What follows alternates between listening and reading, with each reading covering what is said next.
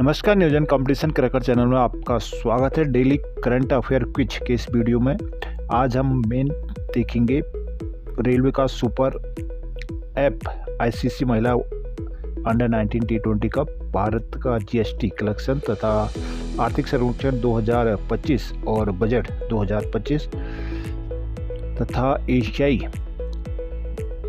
शीतकालीन एशियाई गेम से संबंधित कुछ महत्वपूर्ण क्विज को। तो देखते हैं आज का पहला क्वेश्चन है, रेल मंत्रालय द्वारा वन स्टॉप समाधान के लिए किस ऐप को लॉन्च करने की तैयारी की है? ऑप्शन है ए रेल ऐप, बी तेजस ऐप, या सी सुपर ऐप, या डी भारत ऐप। आंसर है सुपर ऐप।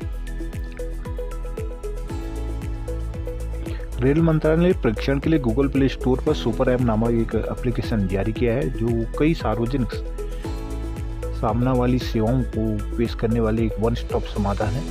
रेल मंत्रालय की ओर से centre for railway information system CRIS ने 31/1/2025 को बीटा परीक्षण के लिए यह ऐप गूगल प्ले स्टोर पर जारी किया है। अगला क्वेश्चन देखते हैं, जनवरी 2025 में भारत का जीएसटी कलेक्शन कितने लाख करोड़ तक पहुंच गया था? ऑप्शन है एक 1.66 लाख करोड़, बी 1.76 लाख करोड़, या सी 1.86 लाख करोड़, या डी 1.96 लाख करोड़। आंसर है डी 1.96 लाख करोड़। जनवरी 2025 में भारत का वस्तु और सेवा कर जीएसटी संग्रह 1.96 लाख करोड़ तक पहुंच गया था। तो साल दर साल ये पिछले साल की अपेक्षा 12.3% की एक महत्वपूर्ण वृद्धि को दर्शाता है। इस वृद्धि का जो श्रेय है वो घरेलू आर्थिक गतिविधियों को दिया जा रहा है, जिसमें वस्तुओं और सेवाओं की बिक्री से राजस्व 10.4% से बढ़कर 1.47 लाख करोड़ हो गया है, जबकि आयातित वस्तुओं में जो कर राजस्व 19.8% बढ़कर यह अब 48,382 करोड़ हो गया है।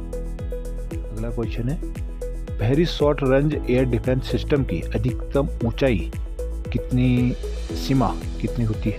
ऑप्शन है ए 6000 फीट, बी 8000 फीट, या सी 10,000 फीट, या डी 12,000 फीट। आंसर है इसका डी 12,000 फीट। रक्षा अनुसंधान और विकास संगठन DRDO ने 1 फरवरी 2025 को उड़ीसा के चांदीपुर के तट पर very short range air defence बसूरट सिस्टम के लगातार 3 उड़ान परीक्षण सफलतापूर्वक कर लिया है। इन परीक्षणों ने विभिन्न उड़ान स्थितियों के तहत ड्रोन सहित उच्च गति और कम ऊंचाई वाले लक्ष्यों को रोकने और नष्ट करने की प्रणाली की क्षमता का प्रदर्शन किया गया है। बसूरट सिस्टम 250 मीटर से लेकर 6,000 मीटर की ऊंचाई और 12,000 फीट तक की ऊंचाई तक अपने लक्ष्य को भेज सकता है। यह मुख्य तौर पर ड्रोन के लिए ही डेवलप किया गया है। अगला क्वेश्चन है, आईसीसी महिला अंडर 19 T20 विश्व कप का खिताब किसने जीता? ऑप्शन है A Australia, B Pakistan, C New Zealand, या डी भारत। आंसर है डी भारत। भारतीय महिला अंडर 19 क्रिकेट टीम ने लगातार दूसरी बार आईसीसी महिला अंडर 19 T20 विश्व कप का खिताब जीतकर इतिहास रच दिया है। 2 फरवरी 2025 को कुआलालंपुर में हुए फाइनल में टीम ने दक्षिण अफ्रीका को 9 विकेट से हराया। कप्तान निक्की प्रसाद की अगुवाई में बोगंडी त्रेसा ने 44 रन और 3 विकेट भी लिए, जबकि सानिका चालके ने 26 रन बनाकर नाबाद रही। अगला क्वेश्चन है, 60 मीटर हर्डल रेस में किसने नया नेशनल रिकॉर्ड बनाया है? ऑप्शन है ए तेजस सिरसे, बी अजय कुमार, सी अभिनव सिन्हा, या डी नवदीप सैनी। आंसर है ए तेजस सिरसे। तेजस सिरसे ने फ्रांस में एलिट इंडोर ट्रैक मिरामास मीटिंग में पुरुषों की 60 मीटर हर्डल रेस में रजत पदक जीतकर एक नया राष्ट्रीय रिकॉर्ड बनाया है। उन्होंने 1 फरवरी 2025 को अपना ही पिछला रिकॉर्ड तोड़ते हुए 7.64 सेकेंड का प्रभावशाली समय लिया। यह वर्ष का उनका दूसरा रिकॉर्ड ब्रेकिंग प्रदर्शन है।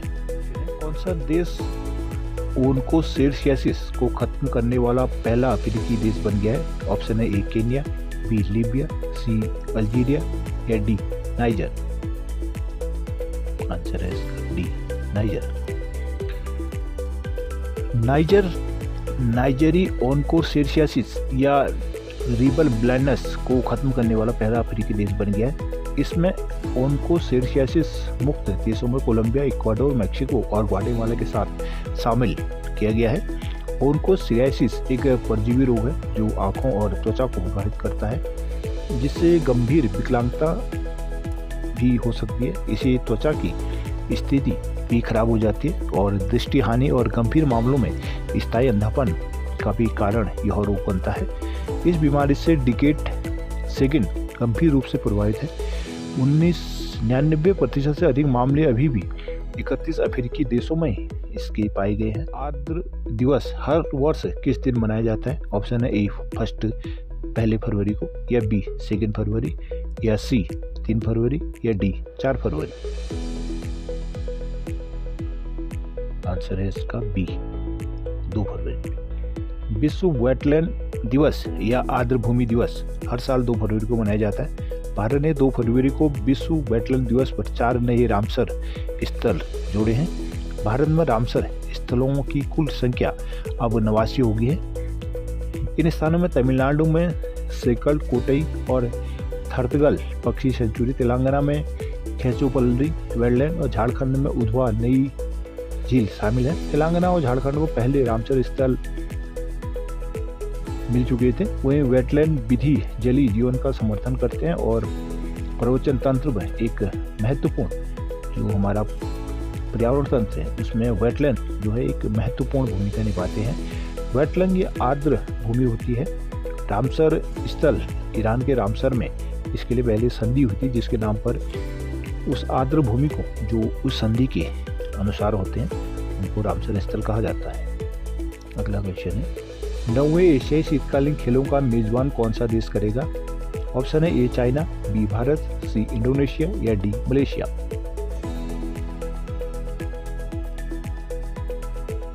आंसर है ए चाइना। पहली बार एशियाई शीतकालीन खेलों के तहत भारत राष्ट्रीय खेल खिलाड़ी ये डॉक्सैफ योजना के तहत अपने दल को पूरी तरह से वित्त पोषित कर रहा है।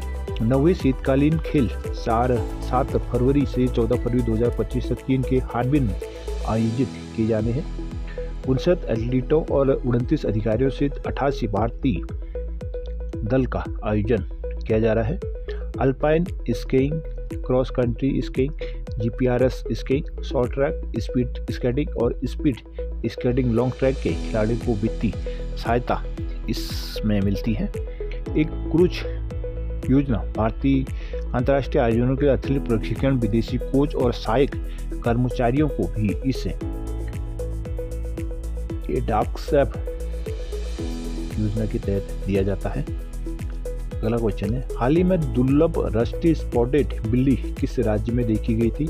ऑप्शन है ए आंध्र प्रदेश, बी उत्तराखंड, सी पश्चिम बंगाल या डी आसाम। आंसर है इसका सी आसाम। हाल ही में पश्चिम बंगाल के पुरुलिया जिले के तटीय इलाके में पहली बार रहस्यमयी जंग में एक जंगलों में एक चित्तीदार बिल्ली देखी गई थी। यह दुनिया की सबसे छोटी और सबसे मोटी बिल्ली होती है। इसका लंबाई 1.5 इंच से भी कम होती है। वैज्ञानिक रूप से प्रियोनेलुरस व रूबिगिनोसम के रूप में जाने जाने वाली इस बिल्ली की त्वचा पर जंग जैसी चिट्टियां होती हैं। आंखों के पास सफेद धारियां वाला एक छोटा गोल सिर और मध्यम रूप से लंबी बिना निशान वाली एक जंग लाल रंग की पूंछ की 80% आबादी भारत में है। इसे IUCN द्वारा निकट संकटग्रस्त के रूप में सूचीबद्ध किया गया है। अगला क्वेश्चन है, भारतीय भाषा पुस्तक योजना का प्राथमिक उद्देश्य क्या है? ऑप्शन है ए अंग्रेजी भाषा सीखने को बढ़ावा देना, बी विदेशी भाषा शिक्षा को प्रोत्साहित करना, या सी नए विश्वविद्यालयों की स्थापना करना, या डी भारतीय भाषाओं में डिजिटल पाठ्य पुस्तकें उपलब्ध कराना। आंसर है इसका डी। केंद्रीय बजट 2025-26 में भारतीय पुस्तक भाषा योजना की शुरुआत के लिए एक डिजिटल पुस्तकें उपलब्ध कराने का योजना बनी है। इसका उद्देश्य छात्रों के लिए स्कूल और अधिक स्कूलों में लाइब्रेरी के थ्रू उसको पढ़ाई को आसान बनाना है। यह योजना विविध भाषा पृष्ठभूमि पर बनाई जाएगी और यह कई क्षेत्रीय भाषाओं की जो अध्ययन सामग्री है वो इसमें दी जाएगी। इसका उद्देश्य पूरे भारत में छात्रों के लिए स्टार्टअप को रुचि पैदा। अगला क्वेश्चन है, बजट 2025 में निम्नलिखित में से किस मंत्रालय को सबसे अधिक राशि आवंटित की गई है? ऑप्शन है ए शिक्षा मंत्रालय, बी रक्षा मंत्रालय, या सी रेल मंत्रालय, या डी गृह मंत्रालय। आंसर है रक्षा मंत्रालय। वित्त मंत्री निर्मला सीतारमण ने शनिवार को मोदी सरकार के तीसरे कार्यकाल का जो पूर्ण बजट पेश किया है उसका साइज अनुमान तो 50.65 लाख करोड़ रुपये से ज्यादा का है। इससे पहले वित्तीय वर्ष 2024-25 में सरकार ने 47.16 लाख करोड़ का बजट पेश किया था। केंद्र सरकार के विकसित भारत एक्ट 2047 और आत्मनिर्भर सशस्त्र बलों के विजन साकार करने के लिए भारत सरकार ने वित्तीय वर्ष 2025-26 के लिए बजट में रक्षा मंत्रालय को 6,88,210.27 करोड़ रुपए का बजट आवंटित किया है।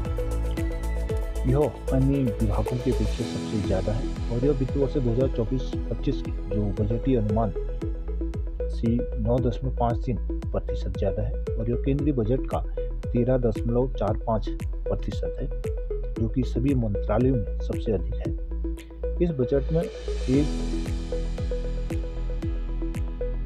1,80,000 करोड़ रुपये यानी कुल आवंटन का 26.43% रक्षा सेवाओं के पूंजीगत व्यय पर खर्च किया जाएगा।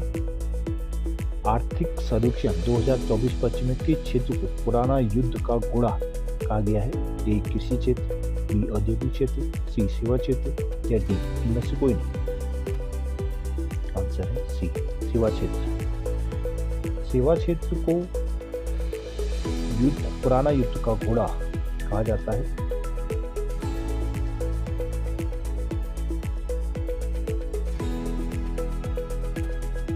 और सेवा क्षेत्र में वित्त, बैंकिंग, बीमा, रियल एस्टेट, दूरसंचार, स्वास्थ्य सेवा, शिक्षा, पर्यटन, आतिथ्य, आईटी और बीपीओ जैसी अमूर्त सेवाएं प्रदान करने वाले उद्योग शामिल होते हैं। सेवा क्षेत्र का भारत के सकल घरेलू उत्पाद में 50% से अधिक का योगदान है और आर्थिक सर्वेक्षण के अनुसार 2025 में इसका योगदान भारतीय अर्थव्यवस्था में 7.25 है। जबकि कोविड-19 महामारी ने अर्थव्यवस्था के अधिकांश क्षेत्रों को जब नुकसान पहुंचाया तब सेवा क्षेत्र इसमें सर्वाधिक प्रभावित हुआ था और क्योंकि भारत की जो सकल मूल्य वर्धन ग्रॉस वैल्यू एडिड में इसकी हिस्सेदारी वर्ष 1992 में 50% से घटकर 2021-25 में 53% हो गई थी। भारत में सॉफ्टवेयर सेवाओं के लिए एक निर्यात केंद्र भारत बना हुआ है। भारत से आईटी आउटसोर्सिंग सेवा बाजार जहां 2021 और 2024 में के बीच 6 से 8% की वृद्धि का अनुमान इसमें लगाया गया था और 2025 में लगभग 7.25 की वृद्धि इसमें हुई है। तो ये थी 4 फरवरी 2025 की महत्वपूर्ण करंट अफेयर। आशा करूंगा ये आपके लिए आपकी तैयारी में अहम साबित होगा। जैसे डेली हम एक क्वेश्चन इस वीडियो के लास्ट में पूछते हैं, तो आज का क्वेश्चन है, ब्रिक्स युवा परिषद उद्यमिता कार्य समूह की बैठक की अध्यक्षता कौन करेगा? आंसर है इसका ए चाइना, बी दक्षिण अफ्रीका, सी भारत, या डी रूस। इसका आंसर आप कमेंट करके दे सकते हैं और साथ ही चैनल को सब्सक्राइब जरूर कर लीजिए। Thanks for watching.